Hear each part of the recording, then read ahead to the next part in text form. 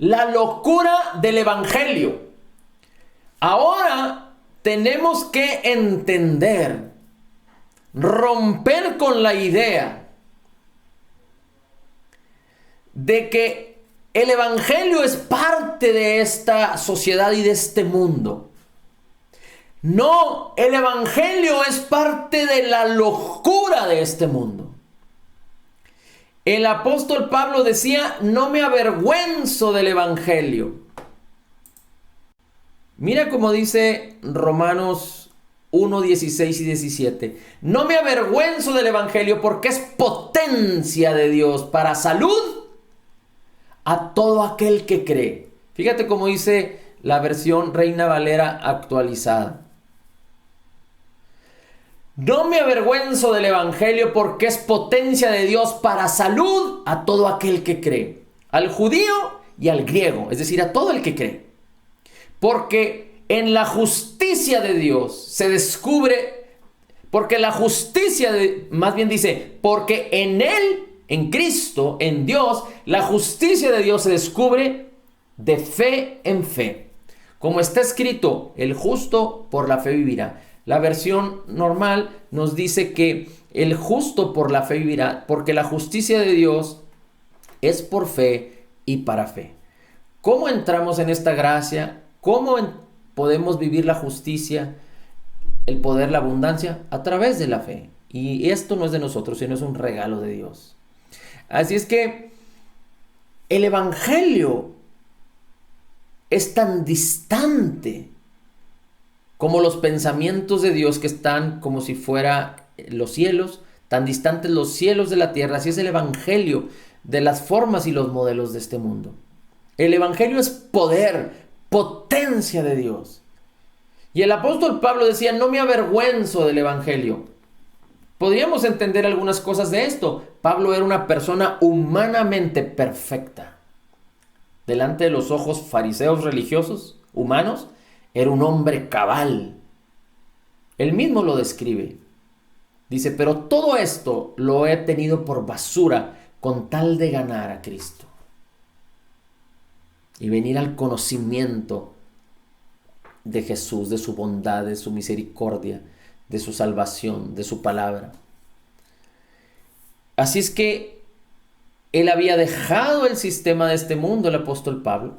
Había estado enrolado de una manera devocional al sistema religioso de este mundo y lo dejó de lado, murió a ello por causa del Evangelio de Jesucristo. Y aunque humanamente decía, era mucho, ahora pretendo no ser nada humanamente. Así es que no me avergüenzo de la decisión que tomé. Tomé la decisión de seguir a Cristo y de seguir el Evangelio de Jesús y predicar el Evangelio, y no me avergüenzo de él. Porque Pablo entendía que el poder y la potencia de Dios estaban hasta acá, comparado con las cosas naturales. Y la Escritura también nos dice en Efesios 4:24 que nosotros fuimos creados en la justicia y santidad de la verdad. Recuerde que 2 Corintios 5:17 nos dice que somos nuevas criaturas. Pero es nuestro espíritu el que se hizo nuevo, el que Dios lo hizo nuevo y envió el espíritu de su Hijo a nuestros corazones. Así es que una tercera parte de nosotros, nuestro espíritu, es perfectamente como Jesús es. Es espiritual. Y Pablo sabía esto. Pablo tenía esto en sí. Así que Pablo sabía que ya no era una persona normal.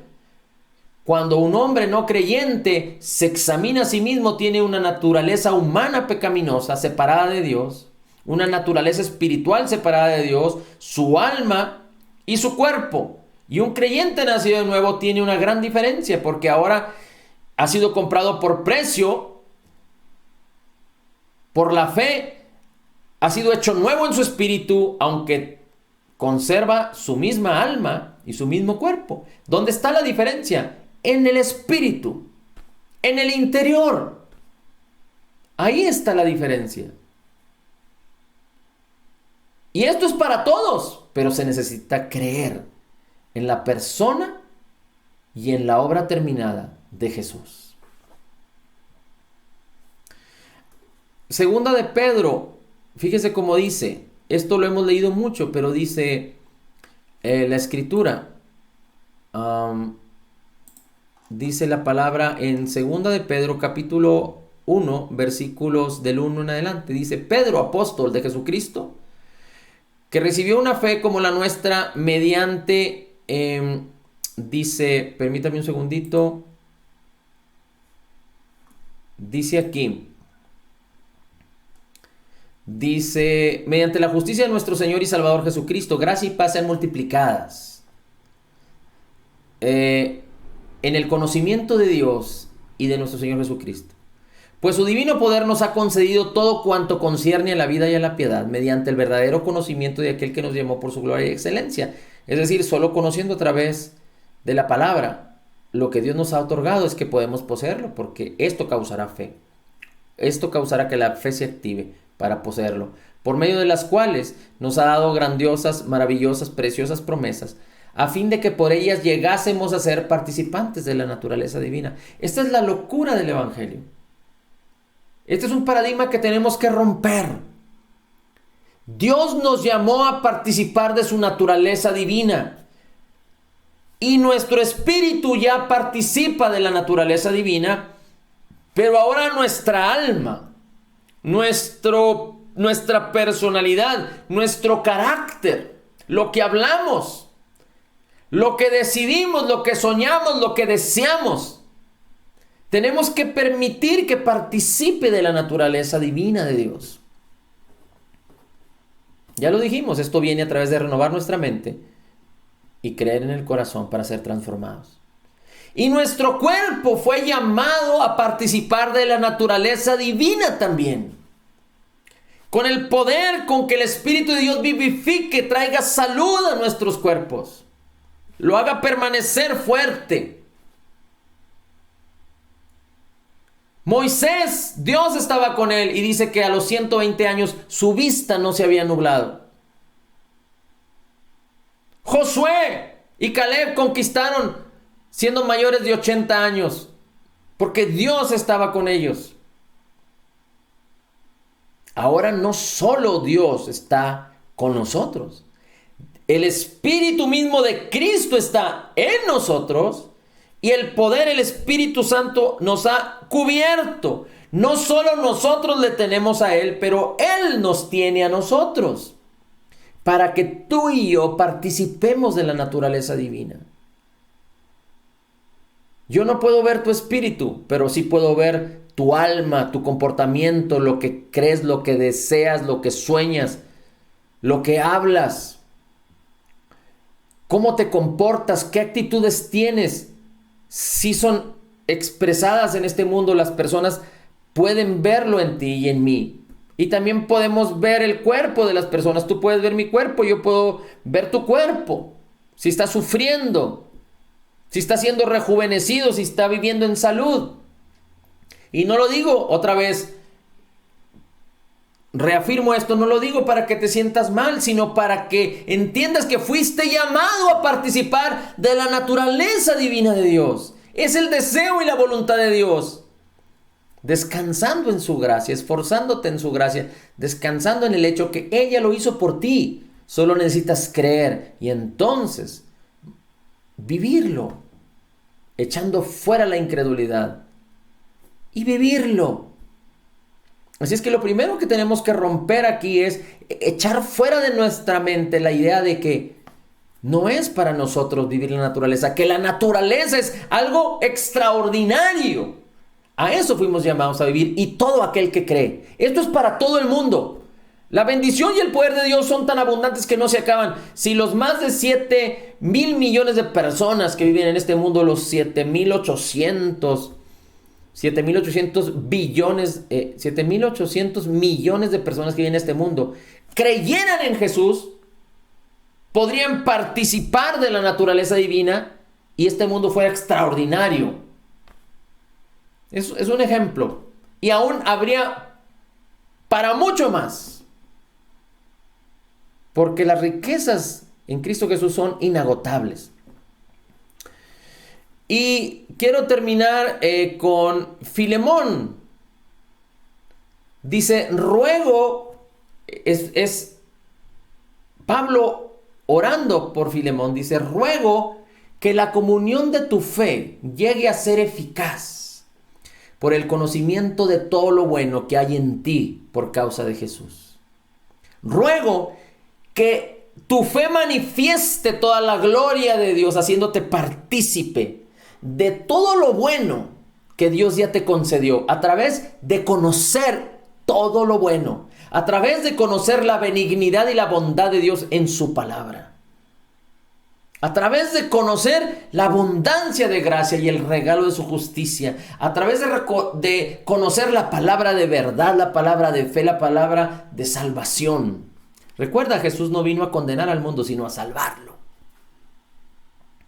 Así es que esa es mi oración a favor tuyo, si me estás escuchando, si me estás viendo, en el nombre de Jesús, que yo pido al Señor en el nombre de Jesús, que tu fe pueda manifestarse a favor de ti y de los tuyos y de muchos más, a través de que tú puedas conocer toda la bondad y la benignidad que Dios ya ha tenido para contigo en Cristo Jesús.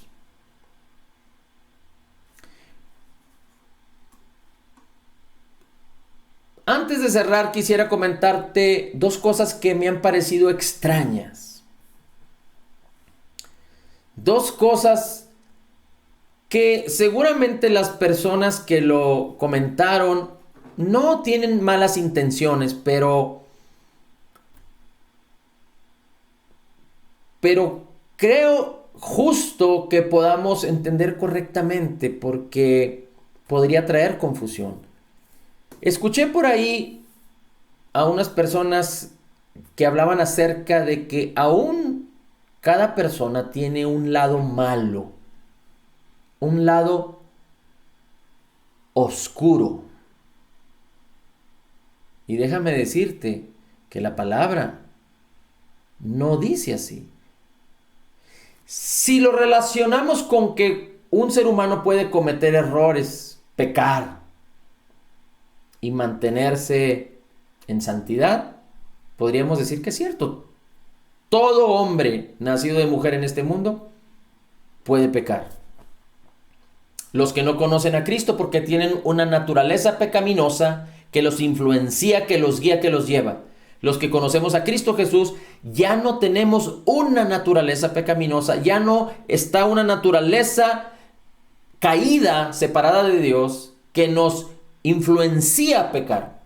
Pero ahora tenemos el Espíritu de Dios y nuestro espíritu creado en la justicia y santidad de la verdad. Así es que la influencia que tenemos ahora es vivir libres del pecado, vivir en la ley del Espíritu de vida en Cristo Jesús, que nos ha librado del poder del pecado y de la muerte. Pero como nuestra mente no fue hecha nueva, ni nuestros cuerpos fueron hechos nuevos, necesitamos limpiar y renovar nuestra mente, porque nuestra mente quedó grabada con lo que nuestra vieja naturaleza o la naturaleza pecaminosa le enseñó a hacer. Así es que podríamos entender que nuestra mente puede tener malicia y maldad si no la renovamos. Pero es importante que entendamos que ya no hay una naturaleza pecaminosa en el creyente nacido de nuevo para ser guiados por ella. Pero por eso necesitamos renovar nuestras mentes, para evitar que lo que se haya quedado programado, que vaya en contra del corazón y de la palabra de Dios, no nos haga hacer cosas, sino que todo eso sea limpiado y que no nos contaminemos, porque seguramente si tú eres un creyente y permites contaminarte de las cosas de este mundo, el día de mañana podrías empezar a hacer las cosas de acuerdo a lo que has permitido que entre a tu mente y a tu corazón. Recuerda que si tú te sujetas a algo para obedecerlo, te conviertes en esclavo. Aunque tu naturaleza sea una naturaleza santificada y justificada por el Espíritu Santo de Dios, si tú te sujetas a una mala acción, si tú te sujetas a un mal hábito, si tú te sujetas al pecado, te vas a convertir en esclavo, aunque seas espiritualmente como Jesús es.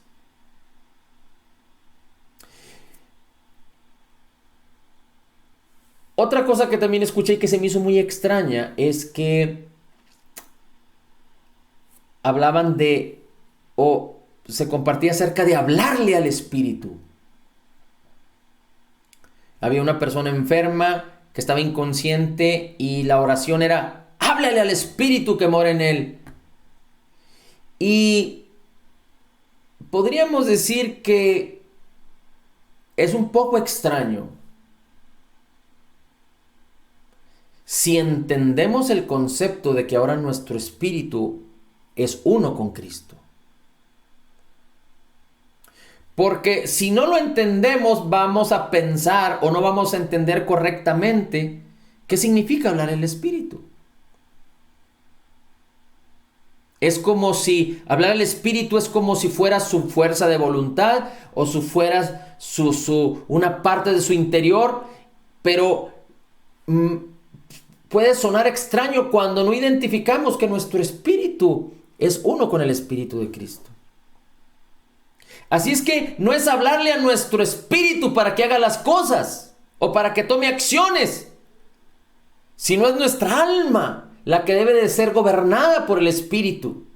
Es el Espíritu ya está listo, presto, deseoso a caminar en la perfección de Dios, en la palabra de Dios.